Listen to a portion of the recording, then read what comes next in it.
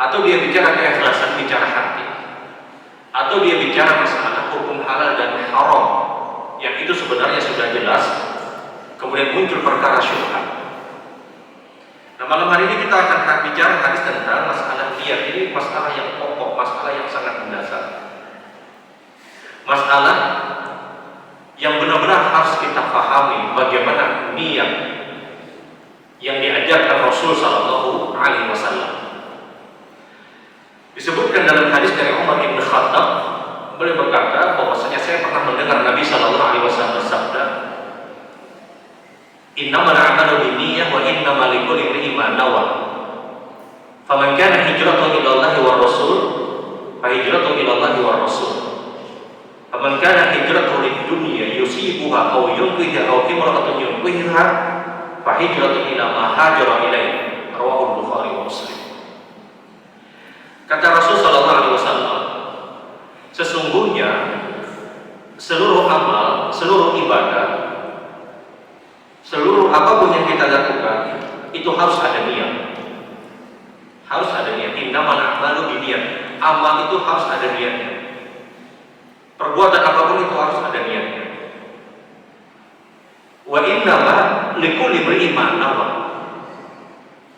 Dan orang itu akan mendapatkan hasil dari apa yang dia niatkan. Dia punya niat apa, maka itulah yang dia dapatkan. Rasulullah kemudian mencontohkan, faman kana hijratuhu ila Allah wa Rasul.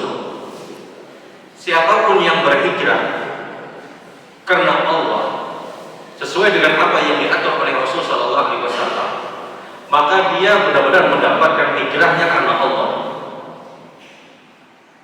Dan barang siapa yang dia berhijrah untuk mendapatkan dunia, atau dia menginginkan untuk menikahi seorang perempuan, maka dia mendapatkan apa yang dia niatkan dalam hijrahnya. Nah, ini hadis bicara masalah niat. Yang menarik hadis ini adalah diriwayatkan oleh Umar bin Khattab. Dia tidak diriwayatkan oleh kelasnya Abu Hurairah. Dia tidak diriwayatkan oleh Aisyah radhiyallahu taala anha. Tidak diriwayatkan oleh sahabat-sahabat yang biasa banyak meriwayatkan hadis Rasul sallallahu alaihi wasallam. Umar bin Khattab itu jarang meriwayatkan hadis. Hanya beberapa hadis yang diriwayatkan oleh Umar bin Khattab. Tapi sekali beliau meriwayatkan, itu dijadikan fondasi dasar. Inilah salah satu keistimewaan Umar bin Khattab. Rasul itu pernah memuji Umar bin Khattab. Kata Rasul, "Lau kana nabiyyan ba'di lakana Umar nabiyyan." Kalau seandainya ada nabi setelah aku, Umar itu layak untuk jadi nabi, kata Rasul. Ujian Rasul itu kepada Umar bin Khattab luar biasa. Padahal Umar itu dulu, mohon maaf, beliau ingin mencederai Rasul sallallahu alaihi wasallam. Tapi ketika beliau sudah berislam, maka beliau benar-benar mempelajari Islam. Nah, Umar bin Khattab ini sahabat Nabi yang begitu sering sekali ucapan beliau itu cocok dengan firman Allah Subhanahu wa taala. Kita tahu sebab haramnya khamar, minuman keras, itu gara-gara Umar bin Khattab. Ya Rasulullah, bayyin lana bayanan syafi'an. Ya Rasulullah, jelaskan kepada kami tentang hukum khamar yang sebenarnya. Turunlah ayat-ayat Al-Quran bicara tentang masalah khamar sampai akhirnya diharamkan khamar. Itu sebabnya Umar bin Khattab. Ya, jasanya Umar bin Khattab itu luar biasa. Salat sunnah di belakang maqam Ibrahim yang 2 rakaat setelah kita tawaf. Wattakhidhu min maqam Ibrahim musalla. Itu gara-garanya ucapan Umar bin Khattab. Ketika tawaf, Umar itu tanya kepada Rasul sallallahu alaihi wasallam, "Ya Rasulullah, alihada maqam Ibrahim?" Rasul, ini maqam Ibrahim untuk apa? Maqam Ibrahim itu kan bekas telapak kaki Nabi Allah Ibrahim, bukan kuburan Nabi Ibrahim, tidak. Maqam, tempat berdirinya Nabi Allah Ibrahim ketika membangun Baitul Ka'bah. Rasul, ini maqam Ibrahim untuk apa? Pertanyaan Umar bin Khattab. Turun ayat Al-Quran, "Wattakhidhu min maqami Ibrahim musalla." Perintah Allah kemudian jadikan maqam Ibrahim setelah kalian sholat 2 rakaat. Itu pun gara-gara perkataan Umar bin Khattab.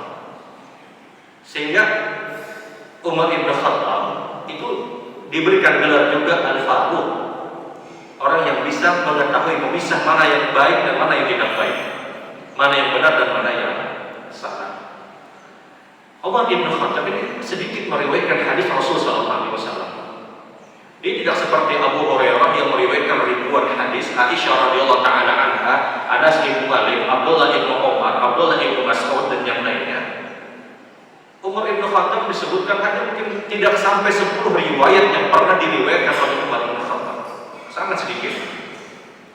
Tapi sekali beliau meriwayatkan, dia dijadikan fondasi dasar di dalam bagaimana kita beribadah kepada Allah Subhanahu wa taala. Nah, di antaranya hadis niat itu keluar dari jalur Umar bin Khattab. Umar bin Khattab itu meriwayatkan, saya mendengar Nabi SAW bersabda, kata beliau,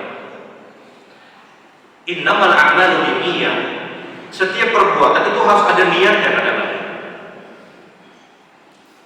Wa innama likulli imri'in ma nawa, dan orang akan mendapatkan hasil, mendapatkan apa yang dia niatkan. Dia punya niat apa, maka itulah yang dia dapatkan. Dan banyak pelajaran di dalam hadis ini yang disabdakan Nabi SAW dari jalur periwayatan Umar bin Khattab ini. Yang pertama adalah bagaimana niat itu sangat penting di dalam kehidupan kita. Niat itu yang membedakan mana kebiasaan dan mana ibadah.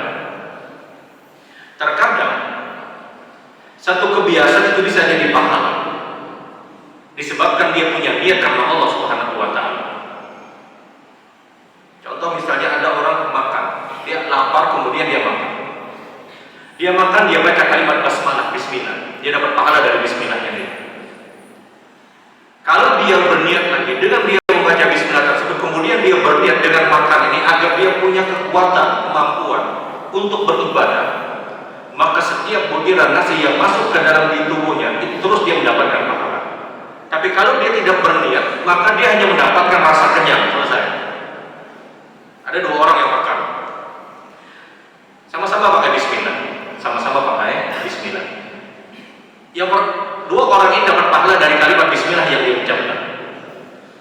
Tapi ketika orang yang pertama dia berniat dengan makannya mudahan kuat beribadah, kuat sembahyang, kuat ini dan yang lainnya, ada niat dalam dirinya, dia dapat pahala dengan makannya. Tapi kalau ada orang yang dia makannya sudah selesai kenyang sudah, maka dia mendapatkan kenyang lagi. Kadang satu kebiasaan itu bisa bernilai pahala pada saat kita pandai untuk menempatkan niat karena Allah Subhanahu wa taala. Ada orang yang 2-3 kali bertambah, 3 kali bertambah supaya kenyang mana sudah. 3 kali bertambah, meriganya 2 kali. Ada orang yang kan bertambah saja, tapi dia karena Allah Subhanahu wa taala, dalam artian dia makan ingin agar ibadahnya lebih kuat. Ini nang kada bertambah itu pahalanya besar. Nang 3 kali bertambah dapat kenyangnya terus. Inilah yang dikatakan innamal a'malu binniyah. Perbuatan itu dasari dengan niat, kata Nabi. Kalau kita memahami hadis ini, maka semua ibadah, semua perbuatan yang kita lakukan itu bisa bernilai pahala. Kita akan bergaul misalnya, keluar dari rumah kita kerja. Pada saat kita bekerja, sama-sama baca bismillah, tawakkaltu 'ala Allah, keluar dari rumah. Dia niat bekerja, dia ingin apa? Ingin mencari nafkah untuk istrinya dan anak-anaknya. Dia niat. Setiap jam, menit, detik yang dia bekerja, dia dapat pahala. Tapi ketika ada orang yang dia bismillah, tawakkaltu 'ala Allah, dia dapat pahala bismillah dan tawakal tadi. Tapi tidak ada tertanam dalam dirinya kerjanya dia, bekerjanya dia untuk memberikan nafkah, hanya sekedar bekerja, dia hanya menjalankan sebuah rutinitas dan kebiasaan yang berlaku pada dirinya, maka hanya itu yang dia dapatkan. Pentingnya kita memahami niat, karena kalau kita paham bagaimana kita berniat, itu semua perbuatan yang kita lakukan, walaupun itu sifatnya adalah kebiasaan ataupun muamalah, itu bisa menghasilkan pahala.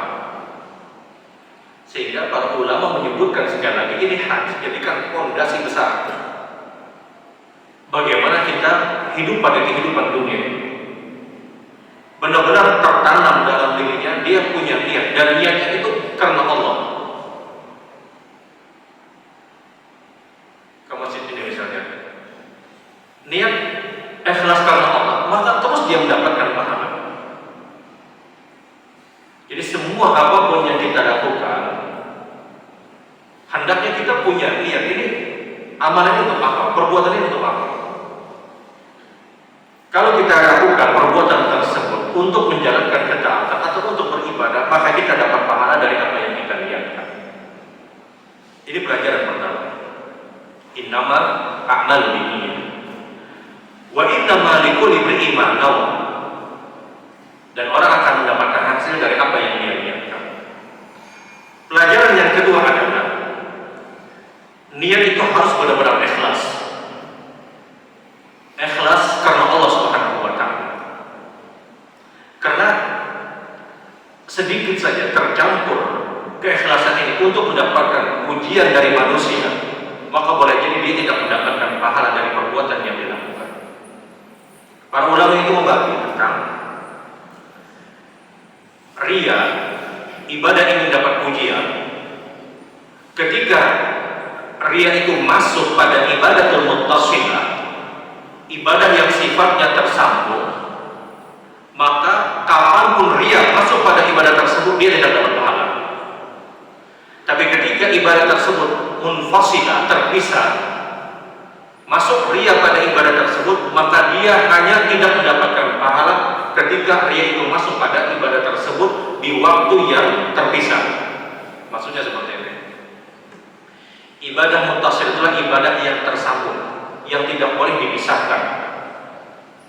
Sholat maghrib 3 rakaat, ada boleh kita sembahyang maghrib ini serakaat dulu, salam, hanya 2 rakaat ulang. Dia tersambung 3 rakaat.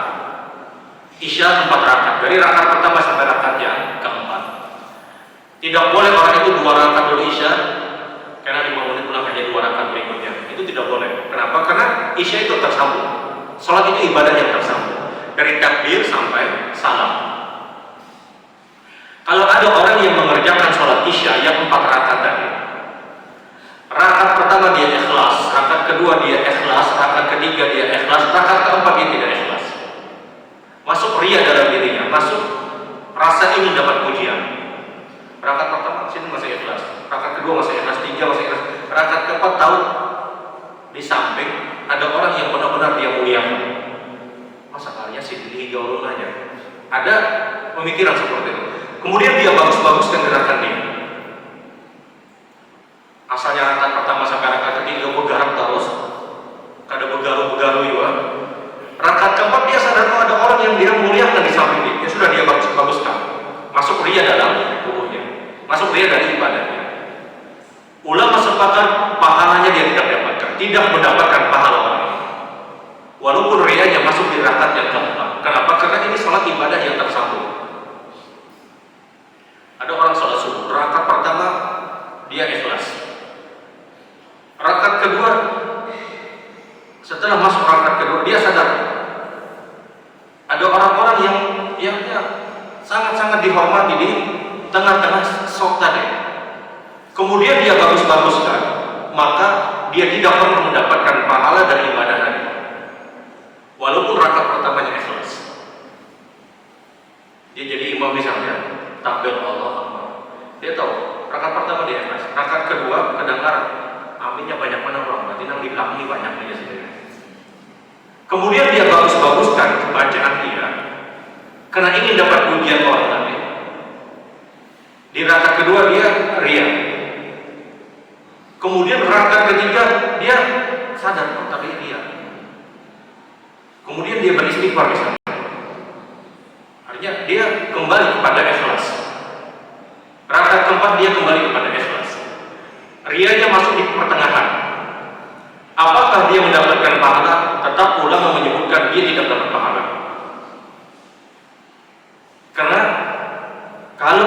tersebut sifatnya muttasilah, tersambung, masuk riya kapanpun, baik di awal, di pertengahan ataupun di akhir, maka dia tidak dapat pahala. Puasa seperti itu juga. Puasa ini ibadah tersambung dari adzan subuh sampai adzan maghrib. Tidak boleh orang itu bebatal, misalnya siang bebatal dulu hanya sejam dulu istirahat kemudian dia sambung puasa. Tidak, puasa kekanakan namanya. Puasa itu ibadah tersambung dari adzan subuh sampai maghrib. Sahur orang ini, kemudian dia lihat ikhlas karena Allah. Tahu-tahu jam 5 sore atau jam 6 sore hampir adzan maghrib muncul riya. Ada orang bertakun, "Pian puasa hari ini?" "Aku puasa." "Rancak mana sudah aku puasa aja." Kebiasaan kamu sudah. Oke, aslinya kamu 30 tahun sudah puasa aja. Bayangkan deh, kalau 30 tahun aku sudah puasa. Ini ada masalah sehari ini sebenarnya. Muncul riya. Padahal 5 menit nanti adzan maghrib misalnya. Maka dia tidak mendapatkan pahala. Dia tidak mendapatkan pahala. Karena puasa ini ibadah yang tersambung. Tapi kalau ibadahnya bukan ibadah yang tersambung, maka orang ini masuk riya pada ibadah tersebut. Dia hanya tidak dapat pahala di saat, di waktu masuknya riya tadi. Contoh orang baca Quran. Baca Quran, ayat pertama ikhlas, ayat kedua ikhlas, ayat ketiga muncul riya, muncul rasa ingin dapat pujian. Di ayat ketiga ini dia tidak dapat pahala. Karena baca Quran itu bukan ibadah tersambung. Dia boleh saja untuk ayat pertama dia berhenti, boleh. Ayat kedua dia berhenti, itu hukumnya boleh. Tapi kalau sholat isya 4 rakaat kedua kemudian hampir sendiri, itu tidak diperbolehkan. Kenapa? Karena sholat itu ibadah tersambung. Tapi kalau baca Quran dia bebas hendak baca seayat, 2 ayat, sehalaman, selembar, itu silakan. Nah, prinsipnya adalah kalau ibadah tersebut tersambung, maka muncul riya pada ibadah tersebut, dia tidak dapat pahala walaupun riya itu hadir di akhir dari ibadahnya. Azan itu ibadah tersambung. Azan, Allahu Akbar, Allahu Akbar, ikhlas pertama, kemudian masuk hayya 'alas shalah misalnya, dia riya. Maka dia tidak dapat pahala dari azan tersebut. Karena azan itu ibadah yang tersambung. Kata aku sampai hayya 'alas shalah jalan karena saya kumpul dengan yang namun. Tidak, azan itu ibadah yang tersambung. Jadi prinsipnya adalah selama ibadah tersebut ibadah yang tersambung, yang tidak boleh kita batalkan di pertengahannya, kemudian masuk riya, walaupun itu di akhir dari ibadah tersebut, dia tidak berpahala. Tapi kalau ibadah tersebut bukan ibadah yang tersambung seperti baca Quran, seperti zikir, ini bukan ibadah yang tersambung. Pengajian yang seperti ini bukan ibadah tersambung. Pian hendak boleh ada masalah. Kenapa? Karena itu bukan ibadah yang tersambung. Jangan gantian, nak bicara boleh wah ini pun itu ada masalah. Jamaahnya mana yang tunggu ya? Kenapa boleh ya? Ini bukan ibadah yang tersambung. Tapi ketika dalam kajian, dalam ceramah misalnya, alhamdulillahnya ustadznya ikhlas, masuk pujian kepada Allah dan Rasul masih ikhlas. Ketika dia melihat orang itu begitu banyak, kemudian memperhatikan ucapan dia pasang-pasangkan bacaan dia, dan dia masuklah riya pada bacaan, pada apa yang dia sampaikan, maka dia tidak dapat pahala di waktu pada saat dia riya tadi. Kenapa? Karena ceramah itu bukan ibadah yang tersambung. Bukan ibadah yang tersambung. Jadi sekali lagi, prinsipnya kalau ibadah tersebut tersambung, masuk riya, kapanpun itu akan menggugurkan pahala dia. Tapi ketika ibadahnya bukan ibadah yang tersambung, masuk riya, maka dia hanya tidak mendapatkan pahala pada saat masuknya riya tersebut pada ibadah yang dia lakukan. Kalau itu tidak tersambung. Pelajaran yang selanjutnya yang dipahami oleh para ulama dalam hadis ini adalah ibadah itu harus benar-benar didasari dengan niat ikhlas dan hanya dengan satu niatan apa yang dia tujukan. Maksudnya adalah Kita tidak boleh menggabungkan niat-niat pada satu ibadah. Tidak boleh orang itu menggabungkan niat wajib dengan niat sunnah. Karena jelas ketentuannya, wa innama likulli imri'in ma nawa. Amal itu kembali kepada apa yang dia niatkan dengan niat yang jelas. Dia tidak boleh berniat dengan niat yang tidak jelas. Puasa Syawal digabung dengan bayar hutang misalnya. Dia tidak boleh untuk melakukan perbuatan ini. Karena menggabungkan perkara wajib dengan perkara sunnah. Kalau ini boleh, sama orang masuk masjid di waktu subuh, dia gawe 2 rakaat Allah Akbar, niatnya apa? Tahiyatul masjid atau sembahyang subuh. Orang qomat jadi boleh. Kenapa boleh? Jangan buat jamaah. Apa tadi sudah berniat menggabungkan ini? Tahiyatul masjid atau sholat subuh. Ini tidak sah, tidak dibenarkan. Menggabungkan yang wajib dengan yang sunnah. Lantas bagaimana perkara-perkara sunnah digabungkan sama-sama sunnah, kemudian digabungkan dengan satu amalan? Nah, ini khilaf yang cukup kuat.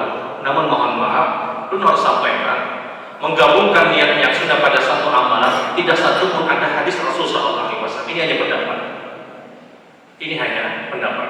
Yang mungkin sudah pernah dengar di berita WA atau apa. Senin tadi kan? Pahala combo aja. Apa pahala itu? Puasa Syawal, puasa Senin, tahun ayam ulbit. 3 niat dia gabungkan dengan 1 kali puasa. Nah, apakah ini ada contoh atau tidak? Selama yang belum tahu ada, ini tidak ada contoh dari perbuatan Nabi SAW. Ini hanya pendapat. Ini hanya pendapat. Pendapat itu bisa diterima dan bisa ditolak. Kapan diterima? Kalau ada dalil dari perbuatan Rasul ataupun sabda Nabi. Kapan ditolak? Kalau tidak ada dalil. Sekarang biasanya bagi orang-orang yang berpendapat yang menggabungkan niat-niat sunnah pada satu amalan, biasanya dia jangan peduli nama besar orang tersebut. Biar hanya peduli apakah itu ada dalil dari hadis Rasul atau tidak. Imam Malik itu pernah berkata, kullu qawlin yuqbal wa yurad. Setiap ucapan, setiap perbuatan bisa diterima dan bisa ditolak. Setiap ucapan ataupun perbuatan yang dilakukan oleh seseorang itu bisa diterima, bisa ditolak oleh Imam Malik. Illa sahibu hadzal qabr, kecuali orang yang ada di kubur ini ditunjukkan kubur Rasul sallallahu alaihi wasallam. Ini yang harus diterima oleh Imam Malik. Ya, jangan silau dengan nama besar fulan berpendapat boleh menggabungkan niatnya sunnah. Yang harus dikejar ini dalilnya ada atau tidak. Karena kita tidak boleh taklid dengan siapapun, kita hanya boleh taklid dengan Al-Quran dan hadis Rasul SAW. Masih ada pendapatnya. Belum tentu itu sebuah kebenaran. Ibadah itu harus yakin. Ibadah itu harus yakin. Mohon maaf, dulu dari dulu sering ditanya tentang apakah menggabungkan niat-niat sunnah itu hukumnya boleh. Sampai hari ini belum mendapatkan dalil dari hadis Rasul. Sampai hari ini kita tidak pernah mendapatkan hadis dari Nabi yang boleh atau Nabi mempraktikkan menggabungkan niat-niat sunnah pada satu amalan. Yang muncul hanya pendapat. Karena ini pun zahirnya bertentangan dengan pernyataan Rasul, wa innamal likulli imri'in ma nawa. Amal itu kembali kepada apa yang dia niatkan. Kalau dia punya niat yang jelas, maka dia mendapatkan apa yang dia niatkan. Kalau dia tidak jelas punya niat, maka apa yang dia dapatkan? Dia tidak mendapatkan apapun. Ya, artinya kalau dia melakukan satu amalan itu harus dengan niat, dan niatnya itu harus jelas. Sehingga kalau itu digunakan menggabungkan niat-niat sunnah pada satu amalan, maka pertanyaan yang kata para ulama, apa manfaatnya Nabi SAW mengajarkan kepada kita keutamaan puasa Syawal, keutamaan puasa Senin, keutamaan puasa Daud, keutamaan puasa Ayyamul Bid? Apa manfaatnya Nabi SAW repot-repot untuk menjelaskan ini dan yang lainnya? Kenapa Nabi tidak langsung menjelaskan saja kalian berpuasa ini saja, pahalanya ini dan itu misalnya? Kenapa Nabi harus repot dengan siapa yang puasa ini dia dapat ini, siapa yang tidak puasa Syawal dia dapat ini, siapa puasa Senin dia dapat ini? Kenapa Nabi harus repot-repot menjelaskan? Kalau itu memang benar, kalau itu memang benar, sehingga hasilnya adalah dikhawatirkan akan meredupkan nilai-nilai sunnah. Contoh, ada orang masuk masjid, dia niat salat 2 rakaat, dia niat kemudian dia juga niat sholat sunnah qabliyah subuh, kemudian dia juga niat sholat sunnah wudu, kemudian dia niat juga sholat sunnah antara azan dan iqamah, kemudian dia juga niat sholat sunnah mutlak. 5 niat dia gabung.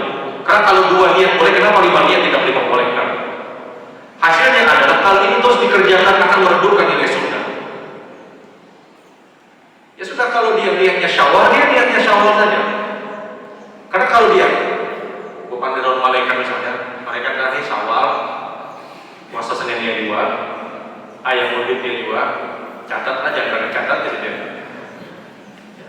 Hal-hal yang seperti ini, mohon maaf, jauh dari hadis-hadis Rasul Sallallahu Alaihi Wasallam. Nah, kalau kita mengambil riwayat yang pernah dinyatakan Nabi Sallallahu Alaihi Wasallam, "Idza marida aw safara kutiba lahu muqiman aw sahiha." Ketika kita sakit, ketika kita musafir, dan kita punya kebiasaan melakukan satu ibadah, dan kita tidak mampu untuk melakukan ibadah tersebut karena musafirnya kita, karena sakitnya kita, maka tetap mendapatkan pahala dari kebiasaan kita. Hadis ini sahih. Tapi hadis ini bicara tentang orang yang istiqomah. Dia sebelum sakit dia istiqomah pergi ke masjid. Tapi dia dapat musibah sakit sehingga dia tidak mampu untuk pergi ke masjid, maka dia dapat pahala terus. Kenapa? Karena dia adalah orang yang istiqomah. Musafir kita tahu tidak boleh melaksanakan salat sunnah rawatib kecuali qabliyah subuh 2 rakaat. Sebab dia musafir itulah terhalang qabliyah zuhur, ba'diyah zuhur, ba'diyah maghrib dan ba'diyah isya. Apakah dia dapat pahala? Dia tetap dapat pahala. Kenapa? Karena dia punya kebiasaan ketika dia mungkin. Ini yang dimaksud hadis tadi. Jadi kesimpulannya adalah, mohon maaf, yang harus kita sampaikan, satu amal itu satu niat cukup. Kalau kita gabungkan niat-niat tadi, maka apa bedanya orang yang salat sunnah 2 rakaat dia pasang 5 niat, dia pasang 5 niat. Ya sudah, kalau niatnya syawal dia niatnya syawal. Kalau misalnya saya Senin dia apa aja, dia tentukan, dia pilih. Karena Rasul ajarkan kepada kita, wa inna ma likulli imrin ma nawa. Orang itu akan dapat hasil dari niat yang jelas. Yang terakhir adalah, apakah boleh orang tersebut berniat ketika dia beribadah ini mendapatkan hal-hal yang lain? Hukumnya boleh kalau itu memang ada dalil dari Al-Quran dan hadis Rasul. Sebagaimana pernyataan Allah, dari fadlullahi yu'ti man yasha. Itulah keutamaan yang diberikan oleh Allah. Contoh, ada orang sedekah, dia niatnya agar dia disembuhkan dari penyakit. Apakah boleh? Boleh, karena ada hadis Rasul bahwasanya sedekah itu bisa mengobati orang yang sakit. Tapi kalau dia punya niat dengan niatan yang lain tanpa ada keterangan dari Al-Quran dan hadis Rasul, maka ini yang tidak dibenarkan. Dia tetap ikhlas, dia sedekah niatnya agar hartanya lebih berkah, dia ikhlas, dia ingin mengincar keutamaan tadi. Apakah boleh? Boleh, karena itu ada disebutkan dalam Al-Quran dan hadis Rasul. Tapi kalau dia punya niat yang niat tersebut tidak ada dalam Al-Quran dan hadis Rasul, maka ini yang tidak dibenarkan. Yang paling nyaman tuh kalau orang bersedekah, ya Allah, dengan sedekah ini mudah-mudahan dapat sebuah keutamaan sedekah. Ya sudah, selesai. Kalau keutamaannya supaya ambil garingnya, itu aja yang didapatkan. Tapi dia tetap mendapatkan pahala. Subhanallah wa bihamdihi, asyhadu an la ilaha illa anta, astaghfiruka wa atubu ilaik.